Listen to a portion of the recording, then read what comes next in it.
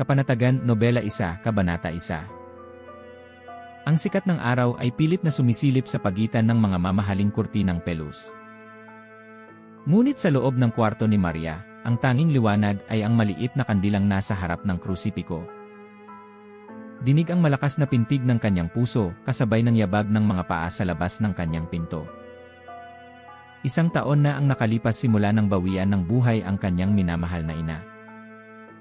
Ang dating bahay na puno ng tawanan ay naging isang malamig na kuta ng pighati.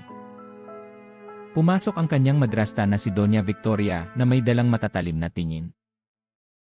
Huwag kang mag-aksaya ng oras sa pagluhod, Maria, dahil walang makakarinig sa iyo. Tumayo si Maria nang may kababaang loob at hindi kumibo sa kabila ng pang-insulto. Narito na ang iyong mga bagong kapatid, at simula ngayon, matututo kang sumunod sa amin.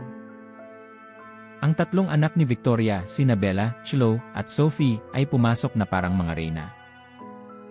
Agad nilang itinapon ang mga gamit ni Maria mula sa kanyang kama patungo sa sahig. Masyadong maganda ang kwartong ito para sa isang batang tulad mo, ang wika ni Bella. Biglang pumasok ang ama ni Maria na si Don Lucas, na tila pagod at balisa sa trabaho. Agad na nagkunwaring umiyak si Chloe at ipinakita ang isang basag na florera sa sahig.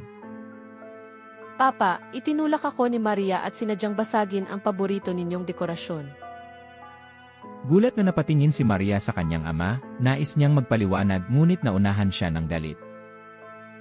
Maria, bakit mo ginagawa ito sa mga taong nais lang tayong maging buong pamilya? Ngunit Papa, hindi ko po iyon ginawa, sila po ang nagtapon ng mga gamit ko. Isang malakas na sampal ang dumapo sa pisngi ni Maria na nagpatahimik sa buong silid. Huwag kang magsisinungaling sa harap ko, Maria, nakikita ko ang iyong pagrebelde. Dahil hindi mo alam ang magpahalaga, simula ngayon ay ikaw na ang gagawa ng lahat ng gawaing bahay. Magtatrabaho ka bilang katulong dito upang matutunan mo ang disiplina at pagpapakumbaba. Ngumisi ng palihim si Victoria habang ang kanyang mga anak ay nagbubulungan ng panunukso. Pinunasan ni Maria ang kanyang luha at humawak sa maliit na rosaryo sa kanyang bulsa. Panginoon, kayo na po ang bahala sa akin, alam ko pong hindi niyo ako pababayaan. Inutusan siya agad na linisin ang malawak na hardin habang nagsisimulang bumuhos ang malakas na ulan. Ang hangin ay malamig at nanunuot sa kanyang manipis na damit habang siya ay nagbubungkal ng lupa. Mula sa bintana, pinagtatawanan siya ng kanyang mga kapatid habang sila ay umiinom ng mainit na tsokolate. Ang bawat patak ng ulan ay humahalo sa kanyang mga luha na dumadaloy sa kanyang maruming pisngi. Tingnan ninyo ang prinsesa, ngayon ay isa na siyang hamak na alipin sa sarili niyang pamamahay. Nanginginig ang mga kamay ni Maria sa lamig, ngunit patuloy siya sa paglilinis ng mga putik. Biglang lumapit ang matandang katulong na si Nanay Rosa at binigyan siya ng isang pirasong tinapay. Anak, magpakatatag ka, alam ng Diyos ang katotohanan at darating ang araw ng paghukom. Salamat po, Nanay Rosa, naniniwala po ako na may plano ang Panginoon sa likod ng hirap na ito. Sa di kalayuan, isang sasakyan ang huminto sa tapat ng kanilang gate, ang kaibigang si Gabriel. Nakita ni Gabriel si Maria na nasa gitna ng ulan, basang-basa at tila hapon na sa pagtatrabaho.